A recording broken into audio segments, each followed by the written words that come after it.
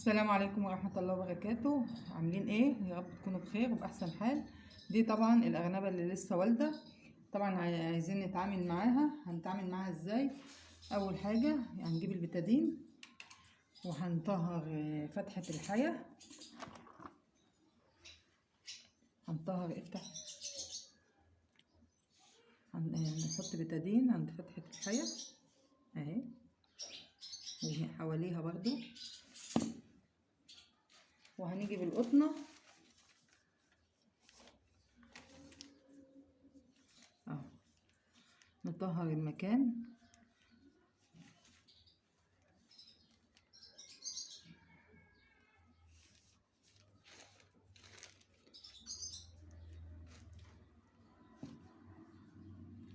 طهرنا اهو فتحة الحياة.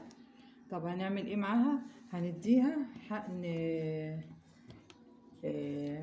مضاد حيوي عشان ما يحصلهاش التهاب درع، وهنديها حقنة للجرب. ده حقنة الجرب دي اساسي، لازم تاخدها كل شهر سواء والدة او مش والدة، فدي حاجة اساسية لازم تاخدها كل شهر.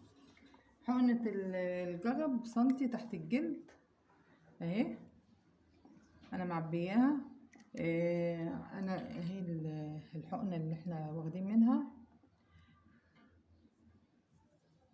شايفينها؟ دي حقنة الجرب وحقنة المضاد الحيوي اهي، اوكسي تتراسايكلين اهي، مضاد حيوي عشان ما يحصلش عندها التهاب درع. هنديها دلوقتي الحقنة بتاعت الجرب تحت الجلد. بسم الله الرحمن الرحيم. امسكي هنا، هنرفع الجلد كده اهو اهو.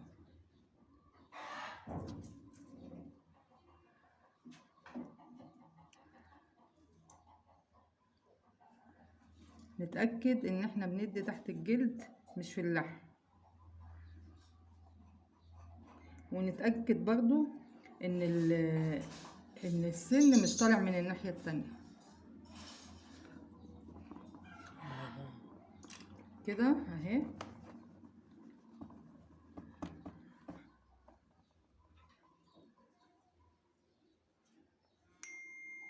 دلوقتي هنديها الحقنة بتاعت المضاد الحيوي. بسم الله الرحمن الرحيم. برضو في العضل، بس برضو نتأكد ان احنا ما بنلمسش اي عظم بالحقنة عشان ما يحصل لهاش حاجة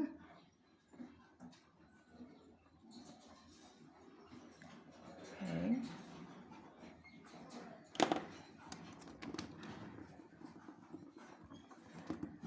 طب دلوقتي احنا عطيناها الحقن، وخلصنا الحقن. هنعمل ايه بقى؟ هنحط لها الاكل بتاعها. هنحط لها الاكل ايه؟ هنوريكم دلوقتي. احنا دلوقتي هنعمل خلطة للأرنبة اللي والدة عشان تغذيها وكمان تكتر اللبن. ده العلف اللي انا علف كويس قوي انا بجيبه. طبعا لازم تتأكدوا ان نوع العلف اللي انتوا بتجيبوه نوع كويس جدا. ده النوع ده انا بجيبه على طول. هو غالي بس بصراحة مخلي الحاجة كويسة جدا. العلف وحط عليه عيش متدشش اهو، او خبز، عشان الدول يعني اللي ما يعرفوش يعني ايه كلمة عيش. احنا في مصر بنقول عليه عيش، في الدول العربية بيقولوا خبز. ادي العيش اهو مدششينه. وهنحط ايه كمان؟ هنحط حلبة عشان تكتر اللبن، حلبة اهي. وهنحط حبة البركة، برضو حبة البركة مفيدة قوي. وهنحط كركم برضو بينظف البطن ومضاد للأكسدة وحلوة خالص للأرانب. طيب احنا دلوقتي الحاجة دي طبعا الأرانب هتاكل، فالحاجات دي هتنزل فين؟ في القعر بتاع الأكالة. احنا هنقلب كده كويس، بس برضو الناعم ده الأرانب في النهاية مش هتاكله، فاحنا هنحط كمان حاجة مفيدة قوي قوي قوي للأرانب اهي. طبعا احنا اتكلمنا عنها في فيديوهات كتير قبل كده. عسل اسود اهو، حبة مش كتير. هنقلب بيهم الخلطة عشان خاطر تعمل الحاجات الناعمة دي تمسك في بعضها او تمسك في العلف، فالأرانب هتاكل كل ده ان شاء الله. طبعا الخلطة دي هتكتر اللبن وهتغذي الأرنبة كويس، فيعني هتبقى ان شاء الله هتبقى كويسة بالنسبة لها. طب هنعمل ايه بقى في المية؟ احنا هنحط الخلطة دي للأكل. طب المية هنعمل فيها ايه؟ المية هنجيب مية اهي، وهنجيب كالسيوم عشان احنا ما عطيناش حقنة كالسيوم، فاحنا هنحط الكالسيوم في المية عشان انا مش عايزة ايه اشكشكها كتير.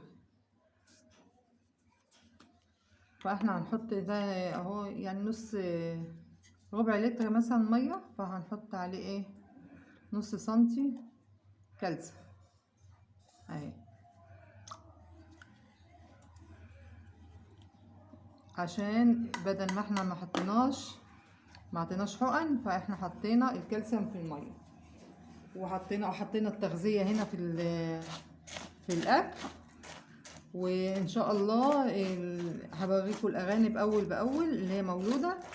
هتشوفوا الخلطه دي هتعمل معاهم ايه وهتعمل مع الام ايه، وان شاء الله يكون خير علينا جميعا يا رب. وما تنسونيش في اللايك والشير والسبسكرايب، وبالله عليكم تحطوا اللايك عشان اللايك ده بيرفع الفيديو وبيخليه الفيديو يعني الناس كلها تشوفه. ودمتم سالمين، والسلام عليكم ورحمة الله وبركاته.